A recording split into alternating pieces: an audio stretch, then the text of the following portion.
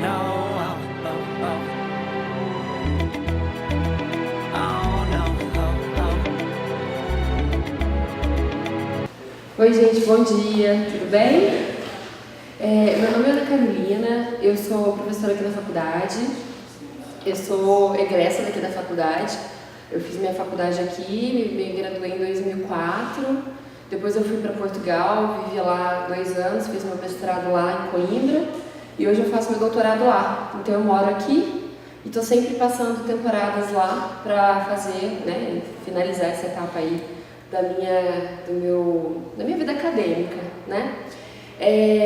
Bom, então eu sou doutoranda, estudo filosofia do direito, esse é meu escopo de trabalho, o que é curioso porque eu fiz direito, mas eu não advogo, não trabalho com dogmática, porque o direito tem muitas possibilidades, né? Então, eu segui a vida acadêmica, trabalho com filosofia jurídica, não trabalho intimamente com dogmática.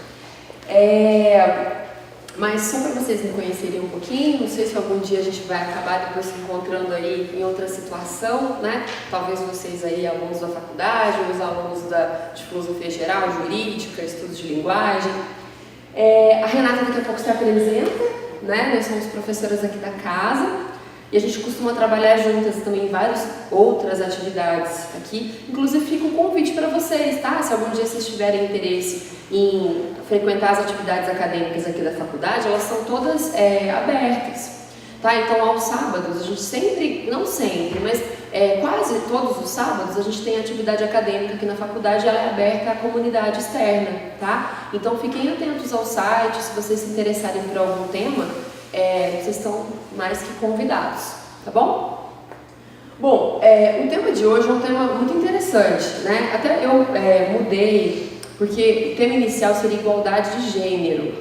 E a gente, assim, toda vez que a gente fala, né, vocês já sabem disso, toda vez que alguém fala, ele parte de algum lugar, essa pessoa parte de algum lugar para falar, né? Então não existe fala neutra ideologicamente, não existe uma fala que seja uma fala que parta de um lugar de neutralidade, tá? Então eu preferi mudar o título, né, de gêneros, porque na verdade a gente definiu assim: eu vou trabalhar com a igualdade de gêneros, essa discussão, e a Renata vem depois falando de homofobia, tá? Então eu estou partindo do pressuposto de que a gente não trabalha só com gênero masculino e feminino, tá? Então eu estou partindo do pressuposto de que a gente pode aqui pensar também em gêneros no sentido mais lato, tá bom? Bom, hoje a discussão também, uma outra coisa que é importante vocês saberem, a discussão hoje é uma discussão que tem um viés mais jurídico, e a ideia é ajudar vocês, se eventualmente cair, né, no Enem, a produção de uma redação com esse tema ou com um tema conexo, que vocês tenham aí subsídios para pensar de um modo mais detido, mais profundo sobre o assunto, tá? Então, esse é o nosso interesse hoje aqui, é fomentar uma discussão sobre a questão de gênero, a partir do ponto de vista jurídico, mas é claro que é uma questão também que, para a gente pensar bem a questão de gêneros, é importante a gente convocar subsídios de outras disciplinas, tá? Então, por exemplo, a gente pensar um pouquinho também com a ciência política, pensar um pouquinho também com a filosofia, com a psicologia, tá? Então, esse tema é muito denso. E para vocês depois, para realmente desenvolverem um olhar crítico sobre o assunto, convém que vocês busquem outras referências que realmente vão capacitar vocês aí para uma visão mais holística, uma visão mais global, uma visão mais profunda, tá? Bom, gente, a nossa Constituição Federal de 88, ela fala no seu artigo 3º, eu trouxe o artigo 3º porque eu acho que destaquei ele em vermelho, porque é muito interessante. A nossa Constituição, ela é redundante. Tá? Ela é redundante, porque ela poderia ficar pelo artigo 3º, mas ela opta depois no artigo 5º, em outro artigo, que eu vou chamar a atenção aqui para vocês, ela opta por explicitar a igualdade de gênero, tá? Então ali, ó, o artigo 3º vai dizer lá que constituem objetivos fundamentais da República Federativa do Brasil. Então são objetivos da República Federativa do Brasil.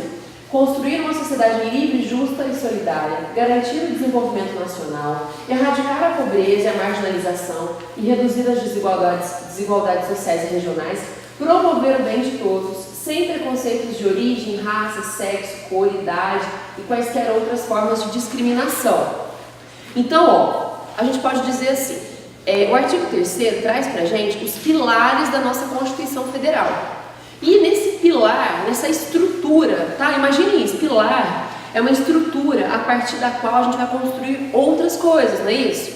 Então, um dos pilares que estruturam a nossa República Federativa do Brasil é a promoção, né, a não desigualdade e a promoção do bem de todos, sem nenhum tipo de preconceito relativamente à origem, à raça, sexo, à cor, à idade, etc. Então ali, ó, promover o bem de todos e sem preconceito com relação a sexo, tá lá, no artigo 3º da Constituição. Só que é como se a nossa Constituição tivesse a percepção de que existe uma desigualdade de gêneros, tá? A nossa Constituição sabe que apesar da gente idealmente querer uma igualdade, ela não é efetiva, tá? Então, a nossa Constituição, percebendo essa realidade, a gente tem lá no artigo 5º, ela vem e é redundante nesse sentido de que ela vai lá e diz exatamente, então, com relação à questão de gênero, ela vai explicitar a questão de gênero. Então ela vai dizer, né, todos são iguais perante a lei, sem distinção de qualquer natureza, garantindo-se aos brasileiros e aos estrangeiros residentes no Brasil, no país, a inviolabilidade do direito à vida, à liberdade, à igualdade, à segurança, à propriedade, nos termos seguintes. O inciso 1º aqui. Homens e mulheres são iguais em direitos e obrigações nos termos desta Constituição. Então, vocês entendem? No artigo 3º, já estou falando lá que eu devo promover a igualdade e que não é possível a discriminação relativamente à origem, à raça, sexo, etc. Mas o artigo 5º vem tornando mais claro que ele está querendo dizer, né, que aquilo tudo também se aplica às relações entre homens e mulheres. Tá? Então vem aqui dizendo, olha, homens e mulheres são iguais em direitos e obrigações. Gente, por que a Constituição está falando disso de novo? É porque a gente sabe, até historicamente, que houve uma construção cultural, a construção cultural da mulher dentro da casa e do homem na esfera do político. E até hoje a gente está tentando reverter isso, né? Ontem eu estava vendo um dado também interessante sobre a questão de mulheres na política, que a gente tinha uma estimativa de que em 80 e poucos anos a gente teria realmente uma paridade de representatividade de gênero na política. Agora, isso daí já mudou, né? As projeções mudaram para 100 anos. Então, quer dizer, por que isso ocorre? Por que a mulher, por exemplo, não está mais participativa na política? Por que a gente tem poucas representantes mulheres na política? Por que vocês acham? Vocês acham que a mulher não gosta de política? Não, mulher gosta de política, né? O problema todo é que culturalmente, isso daí a gente vai remontar a tempos imemoriais, culturalmente a mulher foi designado a mulher a casa e designado ao homem a cidade, a polis, a política, a vida na cidade. Então hoje a gente ainda está lutando para desconstruir essa ideia. Então, quer dizer, a Constituição vem falando pra gente no artigo 5º, explicitando que homens e mulheres são iguais em direitos e obrigações. Se diz assim, vocês que são jovens, vocês estão crescendo num outro mundo. Mas você fala assim, poxa, mas isso não é óbvio, né? Por que a Constituição está dizendo alguma coisa que é óbvia? Gente, porque, pasmem, não é óbvio, né? Não é óbvio. Nas mentalidades das pessoas, isso ainda está entranhado na mentalidade das pessoas. Nas nossas mentalidades, né? Não só naquilo que está dentro do outro, mas que está dentro da gente também, né? Então, é um processo, é uma desconstrução, né? É a construção de algo novo. Então, a nossa Constituição, isso também é interessante, vocês podem até explorar, talvez, em alguma redação. A nossa Constituição, ela é uma carta de promessas. A Constituição não fala só de coisas que existem, ela fala de coisas que ela gostaria que existissem. Como, por exemplo, a igualdade de gênero. Ainda não, vocês aí podem observar na casa de vocês, ao redor de vocês. É muito comum ainda uma mulher que trabalha fora, porque hoje a mulher, né, tem que trabalhar, porque só o marido não consegue sustentar a casa, mas quando ela chega em casa, todo o ônus da criação dos filhos e cuidado da casa é dela. E aí você diz assim, nossa, mas isso tá errado, né? É a tal da dupla jornada. Bom, tá errado, eu também acho, porque se os dois trabalham, né, o mais natural seria que eles partilhassem as tarefas domésticas e o cuidado com os filhos, mas não partilham. Por que não partilha? Essa questão é colocar em dúvida, colocar em xeque, dizer, olha, não partilha, porque essas pessoas entenderam que é natural, naturalizou-se que essas tarefas são tarefas exclusivamente designadas aí ao sexo feminino, ao gênero feminino, tá? Então, a nossa carta, a nossa Constituição, ela é redundante mesmo. Ela poderia ter ficado pelo artigo 3º, mas ela não fica, ela vai para o artigo 5º, lá no inciso 1º, e vai dizer isso, olha, homens e mulheres são iguais em direitos e obrigações. É redundante, mas é importante, porque ela está aqui tentando promover uma mudança cultural. E mudanças culturais não ocorrem do dia para a noite, vocês concordam? Não é uma coisa que, ai não, ó, percebi, mudei, tá? Tem até uma interessante também, uma diferença entre engodo ideológico e erro lógico. Não sei se vocês já ouviram falar sobre isso. O erro lógico, ele é fácil de ser resolvido. Por exemplo, eu digo assim, 2 mais 2 são 5. Alguém vai lá, pega, né, graveto, que o professor fazia com a gente na escola, e fala, ó, não, peraí, 2 mais 2, ó, conta aqui, 1, 2, 3, 4. É verdade, olha, é verdade, estava equivocado, é um erro lógico. Agora, o engodo ideológico, ele, por exemplo, mulheres são inferiores a homens. Essa afirmação, ela vai entranhando nas consciências das pessoas e você, às vezes, nem sabe o quanto você está ali, o quanto aquilo está entranhado em você. Né? E você muitas vezes, se a gente parar para perceber a materialidade da nossa fala, você consegue perceber essas ideologias que estão te constituindo e constituindo os outros. Por exemplo, quando uma mulher é violentada, estuprada, e alguém pergunta assim, mas que roupa ela estava usando? O que essa fala está dizendo? Essa fala está materializando uma ideologia de que a mulher estava provocando o homem. Quer dizer, porque ela estava usando uma certa roupa, aquele homem não pôde resistir, né? Então ele só podia ir lá e violar aquela mulher. Olha o que a sua fala está dizendo. Olha o que a sua fala está materializando. Que ideologia ela está materializando? Porque, gente, todos os homens são iguais em dignidades e direitos, homens e mulheres são iguais em direitos e obrigações. Quer dizer, o homem está usando um shortinho curto, não é por isso que uma mulher tem o direito de ir lá e bulinar esse homem por acaso. A mesma lógica se aplicaria com relação inversamente, né, às mulheres. Mas não, a gente está acostumado a fazer isso. Não, mas o que ela estava fazendo? Ela estava bêbada? Ela estava bêbada e daí? Não tenha nada que justifique a violação. Ela estava bêbada, quer dizer, se aquele homem fosse uma pessoa legal de verdade, teria socorrido aquela mulher que estava bêbada e não se aproveitado dela. Então, a gente precisa tomar muito cuidado com o engodo ideológico, porque esse engodo ideológico, ele não é tão fácil de ser percebido, mas a gente consegue perceber muitos desses traços, porque a ideologia, ela não está voando por aí, ela se materializa na nossa fala e nos nossos atos. Então, para a gente conhecer uma pessoa, a gente tem que observar o que ela fala e o que ela faz. Do mesmo modo que para a gente se conhecer, a gente tem que observar o que a gente fala e o que a gente faz. Então, ó, continuando aqui sobre a questão da Constituição e sobre a igualdade de gêneros. A Constituição vai ser ainda redundante, ela vai dizer, ó, no parágrafo 5º do artigo 226, ela vai dizer lá, os direitos e deveres referentes à sociedade conjugal são exercidos igualmente pelo homem e pela mulher. Por que ela está falando isso? Porque não é assim. Porque, culturalmente, todo um processo histórico, de como eu já falei para vocês, de que o lugar da mulher é dentro da casa, de que o lugar do homem é na polis, é no político, é na esfera política, é na cidade. Então, também naturalizou-se a ideia de que a mulher é a única responsável pelo cuidado com os filhos, né? Dentro da sociedade conjugal, ela teria mais deveres e menos direitos.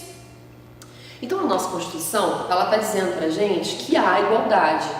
Só que uma coisa importante, se isso cair na prova de vocês, é o seguinte: a Constituição, ela fala de uma igualdade formal.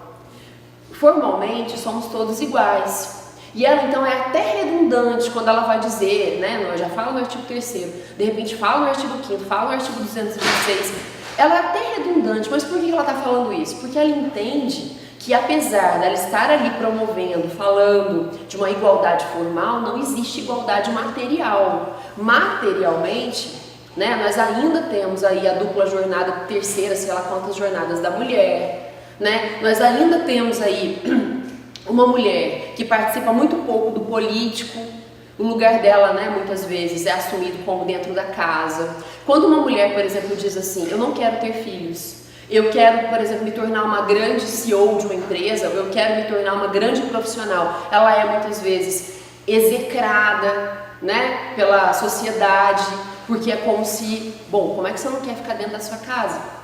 Né? Lá é o seu lugar, você não quer se realizar como mãe? Não, eu não quero me realizar como mãe. Tem mulheres que se realizam como mãe, tem outras que não. Mas o senso comum entende o quê? Todas as mulheres se realizam como mãe. E é lá que ela tem que se realizar. Tá? Não estou dizendo para vocês aqui que vocês não podem desejar, as mulheres, as meninas que estão presentes, que vocês não podem desejar se tornarem mães e donas de casa. Claro que vocês podem, e eu tenho plena convicção de que uma mulher pode se realizar nesse ambiente, tendo uma família, cuidando da sua família. Agora, outra coisa é alguém dizer pra você, é só assim que você pode se realizar. Isso é ruim, isso que tolhe a nossa liberdade, né? Nós somos pessoas livres, nós somos mulheres livres, nós somos seres humanos livres. E os homens aqui da sala também, eu acho que vocês gostariam de se relacionar com pessoas que sejam plenas, que sejam quem são, que podem desabrochar todo o seu potencial. E não alguém que simplesmente está ali sendo culturalmente tolhido, tão tolhido. Já ouviram uma imagem, já ouviram falar do leito de Procrusto? Já? Essa imagem, na mitologia, o leito de Procrusto, ele tem um tamanho, imagine uma cama que tem um tamanho definido, tá? Qualquer pessoa que deite ali na cama, se ela for maior, então a gente corta um pedaço do pé, a gente corta um pedaço da perna, tem que caber, tá? No leito de Procrusto, todo mundo tem que caber.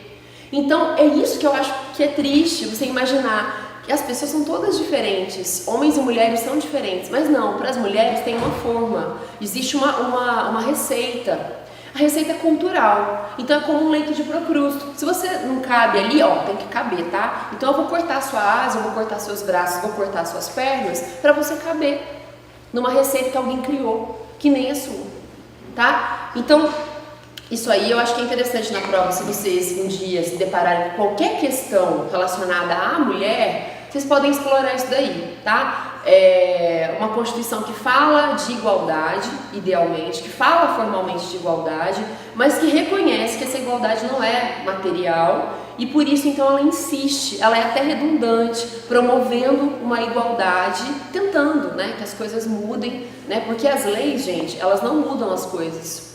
Não é só a lei que muda as coisas, muda a cultura, mas ela contribui, pode contribuir para uma mudança de mentalidade, para uma mudança, né, de comportamento. É até interessante que eu também trouxe uns dados aqui sobre a violência contra a mulher. Eu falei para vocês que a lei não muda as coisas, né? Por exemplo, o feminicídio, ele, já ouviram falar, né, tem ocorrido muito, tá muito presente aí nos noticiários, né? Então são crimes em que em que a mulher ela é morta pela questão de gênero, tá? Então essa mulher ela é morta porque ela é mulher, tá? E o feminicídio, essa lei que torna, né, mais gravoso esse gênero de crime, ela é de 2015. Vocês vão observar que houve um aumento de feminicídio a partir de 2015. Então quer dizer, nem sempre a lei resolve o problema. Muitas vezes, eu não sei se ela não é que ela agrava, sabe? Mas é que não há aqui uma relação estreita, uma relação horizontal entre a criação da lei e o impacto que essa lei gera na sociedade. Isso é uma coisa importante para vocês terem em mente também. A lei, ela ajuda, mas ela não resolve, tá? Então a gente vai discutir até daqui a pouco sobre, né, o que a gente poderia fazer para minimizar esse problema. Não é só mudando lei, não é só endurecendo lei. Uma coisa importante. Alguns dados da violência contra a mulher. De 2006 a 2017, foram mais de 28 mil denúncias no estado do Rio de Janeiro. Destas, 9.906 denúncias de violência contra a mulher, seguidas pelas denúncias de ameaça, estupro, tentativa de homicídio. Em Minas Gerais, no ano de 2015, foram registrados 335 casos de feminicídio. Em 2016, o total subiu para 397. 2015 é quando surge a lei, tá? Que torna esse gênero de crime mais gravoso, o crime contra a mulher motivado pelo gênero, tá? E olha que interessante no sentido de chamar para a gente pensar sobre isso. Então, 2015 é quando a lei surge. Em 2016, a gente tem um aumento desse gênero de crime para 397 casos, foi um acréscimo de 18,5%. Em 2017, a quantidade de mulheres executadas por maridos, namorados ou companheiros ou por questões de gênero chegou a 433 ocorrências. 433 ocorrências. Então, 9% a mais no período de 12 meses.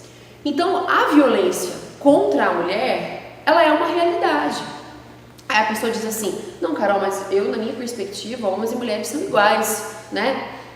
Concordo com vocês, na minha também. Só que, infelizmente, a gente percebe a partir dos dados que há uma violência, que é uma violência perpetrada contra a mulher devido à questão de gênero. E não só, gente, é que assim, olha, essa questão, quando a gente fala de feminicídio, né? Aí você fala assim, nossa, mas ela morreu porque ela era mulher. Não é que o agente, ele efetivamente queria matar porque ela era mulher. Mas é o que a gente está falando aqui, é uma questão cultural, é uma produção cultural de que essa mulher é inferior ao homem, de que essa mulher deve se comportar de um certo modo perante o homem, e quando ela, por qualquer motivo, ela não age de acordo com essa expectativa, então ela é violentamente reprimida, ela é executada, ela é morta, tá? Bom, segundo, também uma outra questão interessante, como eu estou falando de gênero, tá? E eu não estou trabalhando só com gênero biológico. Então, por exemplo, aqui na nossa discussão também é passível de crítica, mas hoje eu estou assumindo que qualquer pessoa que se reconheça como mulher faz parte de gênero, tá? Eu estou falando de gêneros e estou falando da mulher trans, estou falando da mulher cis, tá? Então, a mulher trans é aquela que ela nasceu, né, olhando pela perspectiva do sexo biológico, nasceu como um homem, porque possui genitália masculina, mas se reconhece como mulher, tá? Então, ela assumiu durante um certo período a performance masculina, mas depois de um certo período passa a assumir a performance feminina, se reconhece como mulher. Então, essa é a mulher trans. Se a mulher sofre violência de gênero lato sensu, a mulher trans mais ainda, tá? Então, ó, segundo dados da Associação Nacional de Travestis Transsexuais, a ANTRA, apenas em 2017 foram contabilizados 179 assassinatos de travestis ou transexuais. Isso significa que a cada 48 horas uma pessoa trans é assassinada no Brasil. 94% dos casos, os assassinatos foram contra pessoas do gênero feminino, ou seja, contra mulheres trans, tá? Então vocês veem que a violência contra o gênero feminino, independentemente de eu estar falando desse marcador, né, do sexo biológico, ou da perspectiva de se reconhecer como pertencente ao gênero feminino, torna essa pessoa mais vulnerável. As mulheres estão mais vulneráveis do que os homens, tá? Pelo simples fato de serem mulheres. E as mulheres que estão aqui, com certeza, conseguem, quando eu falo isso, vocês conseguem se lembrar, provavelmente, de momentos em que vocês se sentiram vulneráveis. Por exemplo, uma mulher andando sozinha na rua à noite, ela não anda tranquila, ela vai andar com medo. Geralmente tem até algumas dicas, né, pra gente tomar cuidado. Então assim, dicas pra gente andar à noite, na rua. Olha, uma vez até me mandaram um vídeo falando assim, não ande de rabinho de cavalo, porque é mais fácil da pessoa puxar você. Ande no meio da rua. Ande acompanhada, se for possível, tá? Tente parecer um homem. Então, os homens aqui da sala, provavelmente, nunca sentiram esse gênero de medo quando andam na rua.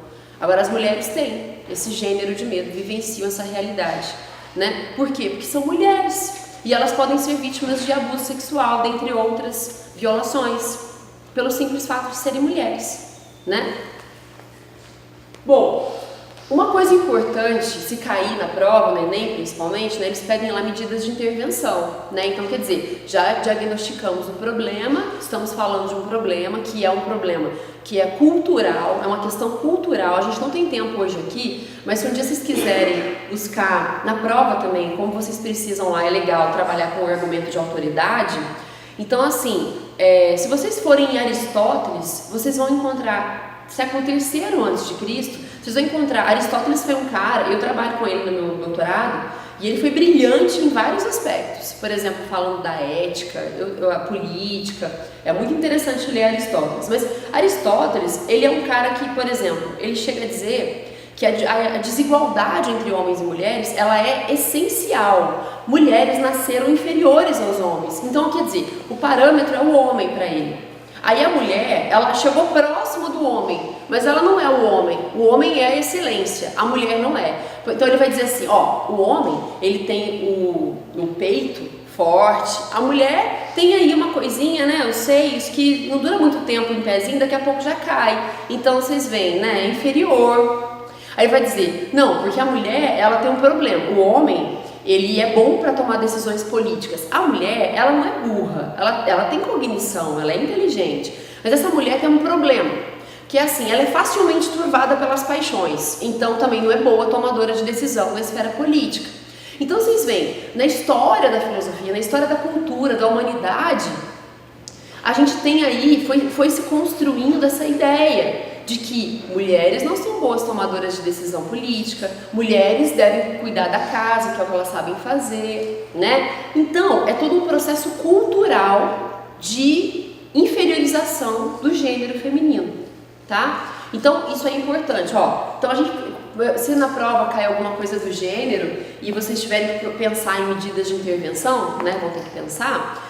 É importante vocês terem isso em mente. A mudança é cultural, não é só mudança de lei, como a gente viu. Porque o feminicídio surge em 2015, essa lei, né? Então surge o tipo, esse gênero de violação, que é o feminicídio em 2015. E, contrariamente à expectativa, em Minas Gerais a gente teve um aumento da violência, um aumento desse gênero de crime, tá? Então só a mudança legislativa não resolve.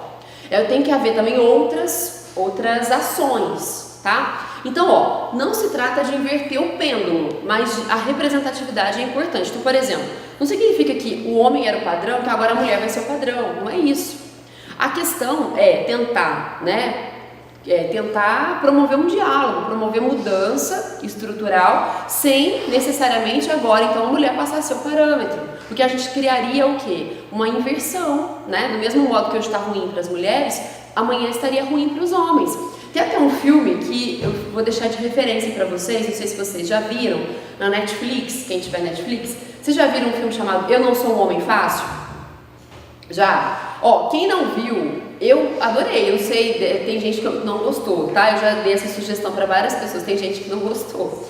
Mas o Eu Não Sou um Homem Fácil, ele fala da inversão do pêndulo. Né? Então, quer dizer, imagine um homem um mundo dominado por mulheres. Hoje ele é dominado pelos homens. Imagine um mundo dominado pelas mulheres. Seria ruim na mesma. Não é isso que a gente deve querer, né? Mas é uma mudança cultural, ou seja, tem que haver medidas afirmativas, ações que visem essa promoção de igualdade e a transformação das coisas, né? Então, ó, o equilíbrio dinâmico. Então, quer dizer, o que vocês poderiam propor? Olha, tentar, né, a gente precisa alcançar o equilíbrio dinâmico nas famílias, o equilíbrio dinâmico na esfera política. Quando eu falo política, gente, de novo, não estou falando de apolítica, eu estou falando de o político. Eu estou falando de cidade, de vida em sociedade, de polis, tá? Então, um equilíbrio dinâmico também nas empresas, ou seja, um equilíbrio dinâmico entre homens e mulheres, no sentido mais lato, não só sexo biológico, mas também o reconhecimento, né, de identidade, né, nos espaços privado e público. Então, poxa, Carol, mas como é que a gente consegue isso? Como é que a gente vai conseguir um equilíbrio dinâmico entre homens e mulheres nos espaços público e privado? Bom, gente, então ali, uma possibilidade é a discussão sobre gêneros e igualdade formal e material. Então, por exemplo, por isso que eu acho tão legal a Semana da Responsabilidade Social. Eu sei que vocês vêm aqui, muitos de vocês vêm aqui porque tem um desafio, prático e mais imediato, que é o Enem, né? Que é a prova do Enem. Mas vocês também estão aqui convidados a discutir sobre um assunto que é muito importante. Então, é a corrente do bem, né? Você vem aqui, você aprende uma questão, discute mais profundamente um assunto, você vai se capacitar para escrever uma boa redação do Enem, só que também você sai daqui mais enriquecido e tendo a possibilidade de ter discutido um pouco mais sobre esse assunto. Então, quer dizer, como é que a gente pode mudar, promover a igualdade de gênero? Um exemplo é as faculdades, né, as universidades, as instituições de ensino superior, elas podem, por exemplo, promover debates mais qualificados sobre esses assuntos. Então, medida de intervenção. Vocês podem falar assim, olha, o Estado, que é um município, por exemplo, ele pode promover discussões sobre igualdade de gêneros, né? Ele pode promover discussões, ele pode promover políticas públicas municipais, né, regionais, federais. Mas, por exemplo, também as faculdades, né, tanto as públicas quanto as particulares, elas também podem usar esse seu espaço de discussão para convidando a comunidade para discussão e promovendo então uma discussão de mais alto nível, né? Então, vocês podem propor coisas desse gênero lá na redação de vocês, tá? Ó, isso aqui é uma imagem do Museu de Antropologia lá do México. No Museu de Antropologia no México, eu estive lá num congresso e isso aqui me ficou assim na mente, porque lá no museu eles colocavam assim, né? Eram várias carinhas e de repente as carinhas sumiam e apareciam essas caveiras. Por quê, né, gente? Porque no fundo, tirando isso aqui, né? Tirando o que está por cima, nós somos todos iguais, né? Nós somos todos feitos da mesma matéria. Né? Nós somos pessoas iguais, tá? Claro, homens e mulheres são diferentes, vivem o mundo de modo diferente, experimentam as coisas de modo diferente, provavelmente, né? Até também devido à sua constituição física. Tem até pensadores feministas, pensadoras feministas. Eu trabalho com direito e emoção. Tem pensadoras que trabalham com isso, dizendo, olha, o modo da mulher experimentar o mundo é diferente do modo como o homem experimenta o mundo, devido também à sua compleição física. Eu não duvido disso, mas aí que tá, o problema não é o modo como as pessoas vivem o mundo, o problema é a gente hierarquizar e dizer, né, ah não, então o modo que os homens vivem, então há diferença? Então o modo que os homens vivem é melhor. Por que é melhor? É diferente, é singular, né? Então, pra fechar minha fala, para permitir que a Renata venha aqui, eu acho que a questão né, que me chama a atenção e vocês podem explorar na redação também, é que a par da nossa, todo mundo aqui tem uma história que é uma história única, nós somos pessoas únicas, somos seres singulares, irrepetíveis, únicos e irrepetíveis. Só que o que existe que perpassa, sabe, que supera as singularidades é o fato de todos nós sermos humanos. Uma outra coisa importante também é o seguinte, esse ano são 70 anos da Declaração Universal dos Direitos do Homem. Então isso também é uma coisa que vocês podem explorar. Eu não explorei aqui, eu trabalhei com... porque só para vocês saberem, não sei se vocês já ouviram falar disso, existe uma diferença entre direitos humanos e direitos fundamentais. Já ouviram falar? Não? Os direitos humanos, então na Declaração Universal dos Direitos Humanos, que esse ano a gente comemora 70 anos dela, ela fala de direitos inerentes à condição humana, tá? Então todo e qualquer ser humano, porque nasceu humano, tem direito àqueles direitos lá previstos na Declaração. Aí a nossa Constituição Federal, ela vem aqui e diz de novo, sabe, ela vai lá e traz aqueles direitos que já estão consagrados na Declaração Universal dos Direitos do Homem, e ela coloca na nossa Carta Magna, na nossa carta, que é o ápice do ordenamento jurídico brasileiro, que é a Constituição Federal, tá? De modo bem a traço grosso aí. Então, aí eles se tornam, além de direitos humanos, eles passam a se tornar direitos fundamentais, tá? Então, quando a nossa Constituição, nosso ordenamento, traz aqueles direitos humanos para dentro do nosso ordenamento, eles deixam de ser só direitos humanos, inerentes a todo e qualquer ser humano, mas eles passam a ser direitos fundamentais, direitos estruturantes do nosso Estado democrático de direito, tá? Então essa que é a diferença. Então é interessante, porque eu não sei se isso pode cair no Enem, talvez possa, né? Eu acho que convém vocês conhecerem essa carta, tá? A Declaração Universal dos Direitos do Homem, porque como esse ano ela comemora 70 anos, então ela pode ser objeto de algum modo, né? Pode ser explorada lá no Enem, tá bom? Bom, gente, para a vida política, ou seja, para a vida na polis, vocês já ouviram falar de empatia, né? Então, empatia, o que é empatia a traço grosso, assim? É a gente se colocar no lugar do outro, né? Então, aí existem dois tipos, pelo menos, de empatia. Existe a empatia cognitiva e existe também a empatia afetiva. O psicopata, ele é capaz de empatia cognitiva. Então, ele é inteligente, ele é esperto, ele consegue perceber a expectativa do outro e corresponder à expectativa do outro. Então, ele se coloca no lugar do outro para saber qual é a expectativa do outro e ele, então, percebendo essa expectativa, ele atua do modo como o outro espera para obter alguma vantagem, né? Esse é o psicopata. Então, a empatia cognitiva não é suficiente para a gente pensar a vida política. O importante é a empatia afetiva. Que a empatia afetiva é quando a gente realmente se coloca no lugar do outro. Vocês já ouviram uma expressão que é caminhar com os mesmos sapatos? Caminhar com o sapato do outro? Tem uma expressão nos Estados Unidos, né, que eles falam isso, caminhar com os sapatos dos outros. Então isso é a empatia afetiva. É quando você realmente se permite sentir um pouco do que o outro está sentindo, né? E aí, gente, uma coisa importante também, na minha perspectiva, é permitir um lugar de fala. Porque, por exemplo, imagina que eu sou um homem e aí uma mulher vem falando isso pra mim. Ah, não, porque é perigoso andar à noite, eu me sinto vulnerável, eu tenho medo.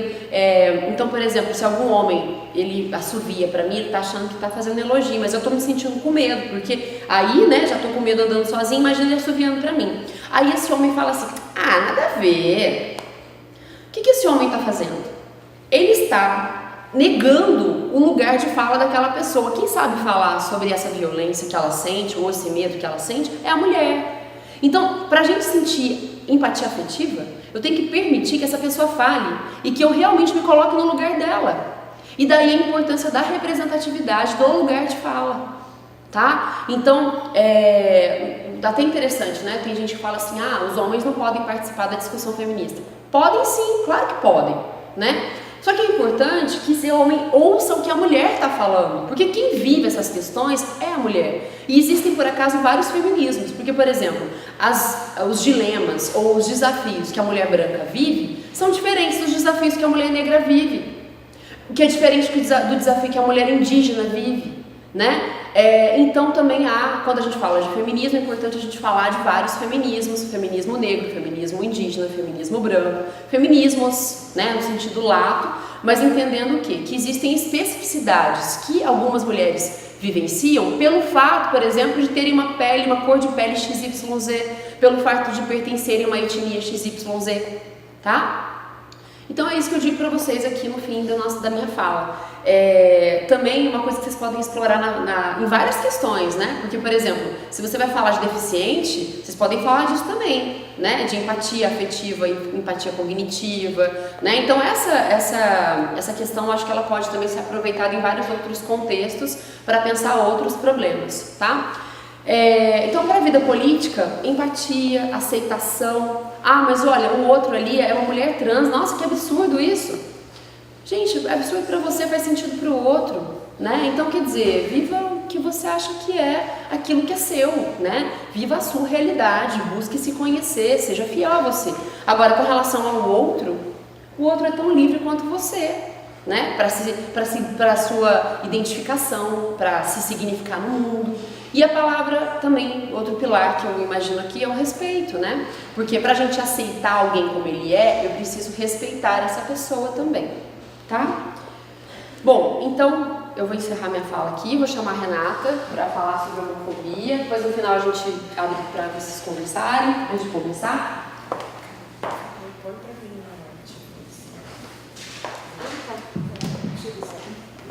Bom dia.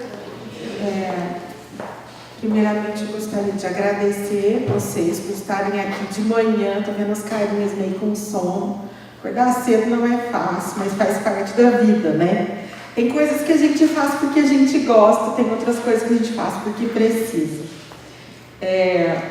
eu gostaria de dizer para vocês que eu sei muito bem o que vocês estão passando, esse momento de escolha, esse momento de, ai, vou passar no vestibular, não vou, ai, mas esse é o curso mesmo que vai fazer a diferença na minha vida, é isso mesmo que eu quero. Eu acho, sinceramente, que é injusto com vocês, por conta da idade de vocês, essa pressão que a sociedade inteira, né, coloca em cima de vocês. Então, sintam-se, assim, solidarizados comigo, tá? Eu tenho, assim, esse carinho por vocês por conta disso. Mas eu quero facilitar, então, de alguma forma, essa passagem de vocês aí, para que ela seja menos dolorosa, mais produtiva e mais bacana. Porque depois, gente, que passa, tudo fica bacana. Tudo é engraçado, tudo é divertido. Se é aquela coisa, né, o que não mata e também não vai engordar. Eu prefiro pensar assim, que diz que se não mata, engorda. Eu falo que não vai engordar. Bom, a Carol disse para vocês sobre igualdade de gêneros.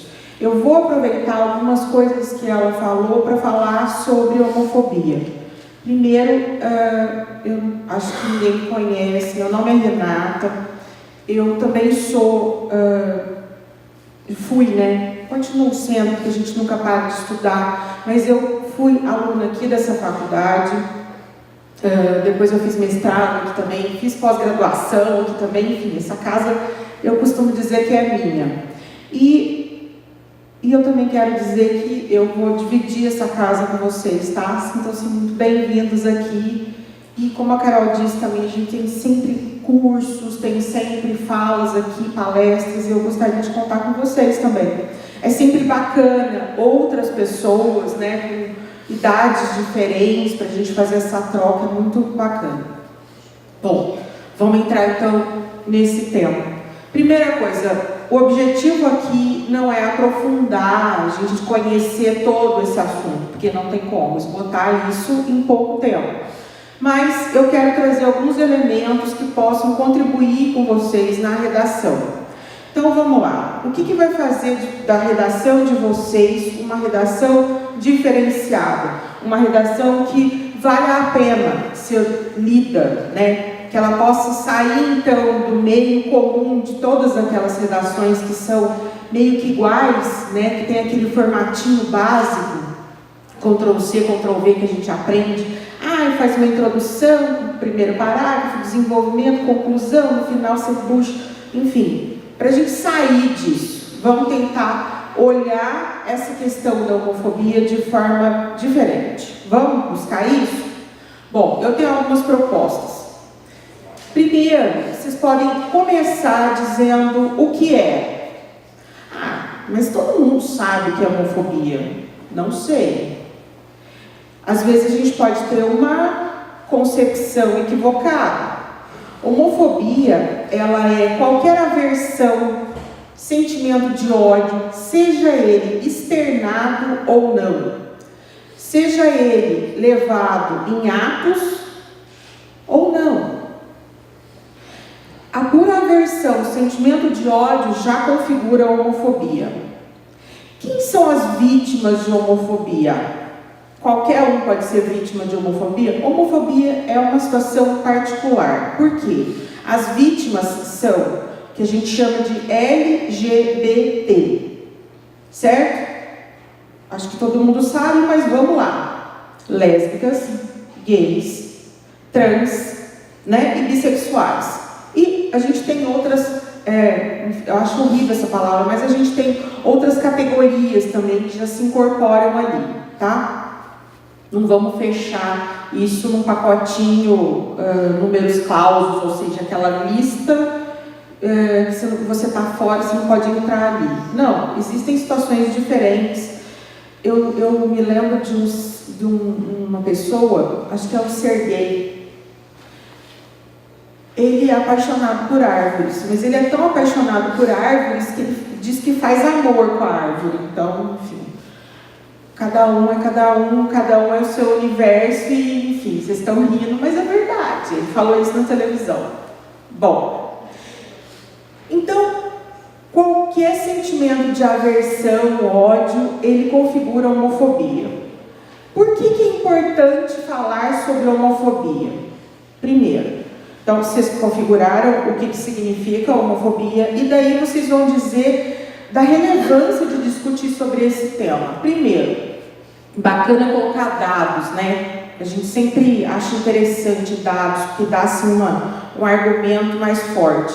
Então vamos lá, em 2017, 445 pessoas que são LGBTs foram mortas no Brasil. Ah, vocês podem pensar, poxa, mas lá tá, não sei quantos mil. Tá, mas LGBT é um universo bem menor. E outra coisa que eu vou dizer para vocês, muitos casos não entram nessa contagem. Por quê? Preconceito. A família da pessoa que morreu não vai assumir, não vai identificar essa pessoa como vítima dentro daquelas categorias de LGBT. Tá? Então, o número que a gente tem nesse levantamento significa um aumento de 30% de 2016 para 2017. Opa, agora já começa a ficar expressivo isso, né? Por que essas pessoas são mortas? Por que essas pessoas são agredidas? Para vocês pode ser absurdo isso. Eu tenho uma filha de 14 anos, para ela é ridículo pensar em preconceito, em não aceitar o outro tal como ele seja. Mas isso não é muito comum entre pessoas talvez mais velhas. Eu prefiro acreditar que vocês mais jovens já vêm com um chip, né, preparado para isso. Multimídia, sei lá. Mas ainda é muito comum. É muito comum você pensar nessas pessoas como destruidoras de lares. Se vocês forem pensar e fazerem um paralelo, o que o Hitler usou para fundamentar o nazismo? Para fazer com que as pessoas entendessem a importância daquele sentimento de nacionalismo e comprassem, os alemães comprassem aquela ideia de execrar, de matar os judeus. O Hitler disse e começou uma propaganda muito forte dizendo que os judeus estavam no mundo para acabar com o mundo. Por quê? Porque eles eram mercenários. Até hoje a gente pensa no judeu, aquela pessoa mais velha que é cheia de dinheiro, está guardando dinheiro e destrói toda a economia do país, né? Por quê? Porque ela tem muito dinheiro e fica emprestando dinheiro a juros, não quer trabalhar. Enfim, é essa a imagem que a gente tem do judeu. Bacana, agora um parênteses aqui, se vocês quiserem assistir o filme Mercador de Veneza, vocês vão perceber isso na figura de um judeu lá. Então, Hitler usou isso. Mas e no nosso caso, o que a gente usa? A gente usa a figura do destruidor de famílias. Aquela pessoa que vem simplesmente abalar a nossa vida, tirar-nos do nosso conforto, da nossa segurança. Certo? Então, enquanto a pessoa é o que é dentro de 4 paredes, não me incomoda. Agora, não me venha se mostrar aqui fora. Não é assim? Não venha aparecer na praça vestida assim, porque é ridículo. Pois bem, se a gente for ampliar esse discurso, a gente vai pensar assim: uma pessoa que pesa X quilos a mais do que o padrão, ela não deveria usar roupa justa. Pior, pessoa de cabelo crespo deve usar chapinha ou fazer alisamento. Enfim. Então, são padrões que a gente costuma acreditar que é o natural, que é o comum, e a gente começa a estranhar tudo aquilo que está fora do padrão.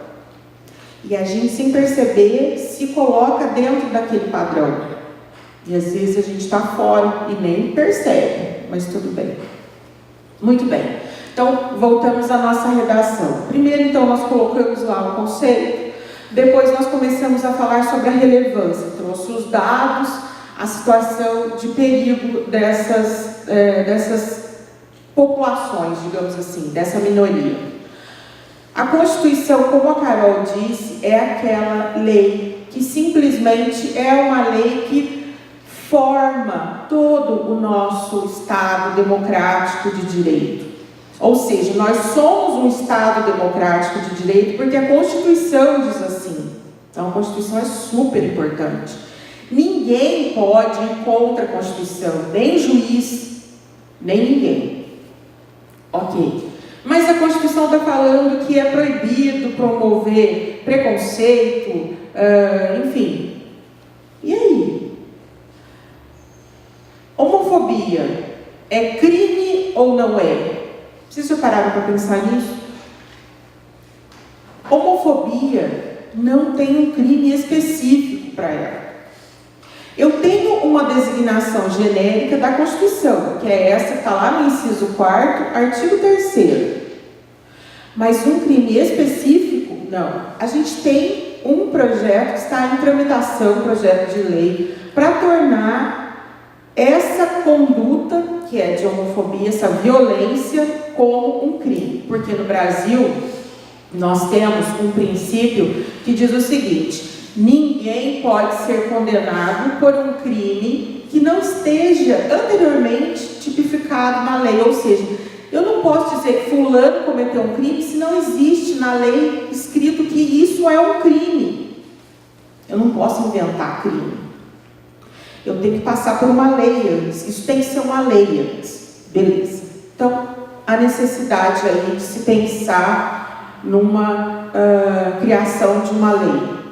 Agora, querem o pulo do gato? Querem uma discussão bacana, interessante sobre a homofobia? Façam um paralelo entre liberdade de expressão e homofobia. O que é liberdade de expressão? É uma coisa que a Constituição traz como um direito fundamental. Ou seja, todas as pessoas têm direito de se manifestar livremente. Não é assim? Se eu quiser falar qualquer coisa, eu posso? Se eu quiser publicar no meu Facebook qualquer coisa, eu posso? Vamos lá, gente, acorda. Posso? Existe uma coisa que se chama abuso de direito. Ó o paralelo. Liberdade de expressão é aquele direito que a Constituição traz para todas as pessoas, que é um direito super importante, porque é somente através dele que eu consigo vivenciar a democracia. Então, liberdade de expressão, mas eu tenho um limite. E esse limite se chama abuso de direito. Eu não posso, então, através da liberdade de expressão, fazer um discurso que a gente chama de ódio. Ou seja, através da liberdade de expressão, lá no meu Facebook, eu vou colocar assim: o importante é a família. E população X está destruindo a família. Então, vamos destruir a população X. O que eu estou fazendo? Eu estou cometendo um crime, não estou? Isso é discurso de ódio. Eu estou incitando a violência. Então, gente, isso é muito bacana vocês colocarem numa redação. Se vocês tiverem a oportunidade de trazer uma comparação, uma situação dessas, eu tenho certeza que a redação de vocês vai ser muito bem pontuada. Querem a chave, assim, o final, a cereja do bolo? Tragam a história da Hannah Arendt para essa conversa, para essa redação de vocês. Tem um filme que foi lançado há pouco tempo da vida dela que é sensacional, mas tem livros e vocês vão achar muita coisa sobre ela. A Hannah Arendt, ela é uma judia, e ela também sofreu muito com o nazismo. E ela fala nos livros dela que você consegue, e ela estudava, ela ficava indignada com a situação de como você pode reduzir uma pessoa igual a você, um ser humano, ao nada, e chegar a fazer os absurdos que fizeram com os judeus, né, nos campos lá enfim. Vem aquelas imagens. Quem que assistiu aquele filme lá, A Lista de Schindler? Então, não vem as imagens? Então, assim, como que a gente pode chegar a pensar que a gente pode, por exemplo, matar uma pessoa e com requintes de crueldade e se sentir tranquilo sobre isso? Como que a gente pode pensar? Aí ela começou a desenvolver esse raciocínio e ela diz o seguinte, que primeiro você diz que a pessoa é diferente de você. Aquela pessoa não é como você. Aquela pessoa, ela é nociva. Aquela pessoa é do mal. Aquela pessoa come criancinhas. Aquela pessoa, ela mata criancinhas. Aquela pessoa, ela vai acabar com a sua felicidade. Ela vai destruir a vida dos seus filhos. Opa! Então, se eu destruir essa pessoa, eu sou quase como Superman, né? Pensa. Só falta a bandeirinha, né? E o tupetinho que nem muda de lugar. A Hannah Arendt vai falar isso, então. Que quando você coisifica a outra pessoa, você transforma essa outra pessoa, por exemplo, num rato, numa barata, é muito fácil você ir lá, pegar um chinelo, para nós mulheres, não. Isso pode ser cultural, mas é verdade. Quase toda mulher tem medo de barata, principalmente a que voa. Mas vamos lá, graças a Deus existe inseticida. Então você vai lá, pega o inseticida e... Qual a diferença do inseticida numa barata para uma câmara de gás? Para um judeu? Qual a diferença? Agora você ficou chocada, né? Por que eu estou falando isso? Se eu pensar que o judeu é uma barata, é a mesma coisa, não é?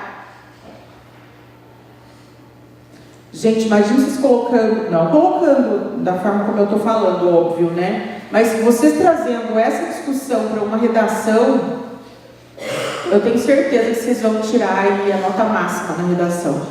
O importante é vocês discutirem essa questão de forma a demonstrar que, primeiro, existe esse problema, não podemos negar esse problema, ele existe. Não existe uma solução simples e mágica, ela precisa ser discutida, isso passa por uma questão de educação, mas principalmente a gente precisa não ter medo de discutir sobre isso. A gente precisa ter coragem de falar sobre isso. A gente precisa escutar o outro, a gente precisa ter respeito com o outro. Democracia, um fecho para a redação de vocês. Democracia, ela subentende, ela pressupõe a convivência harmônica entre pessoas que são diferentes. Por quê? Porque todas as pessoas que estão aqui, seja brasileiro nato, seja imigrante, seja alguém que está passeando no Brasil, que estão aqui merecem a proteção. Não existe um certo e um errado. A democracia, ela subentende esse respeito, essa convivência harmônica. Logo, é preciso, então, discutir essas questões de convivência, de homofobia, desses crimes, para que a convivência entre os seres humanos, entre as pessoas aí, ela se torne realmente harmônica, porque a Constituição manda. Lá no artigo 1º está escrito isso. Gente, eu tenho certeza que se a gente tivesse mais tempo, né, Paty, a gente podia conversar muito mais sobre isso.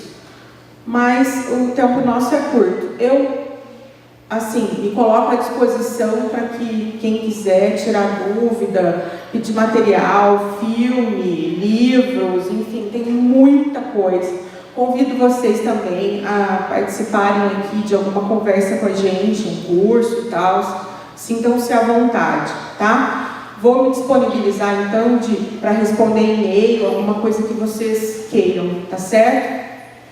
Desejo a vocês muito sucesso, coragem nessa etapa, e vocês vão ser vencedores, porque só o fato de vocês estarem aqui já demonstra para mim que vocês querem.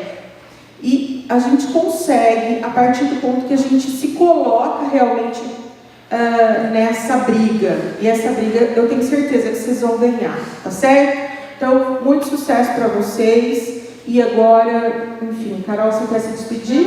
Gente, obrigada também, foi um prazer. Pronto.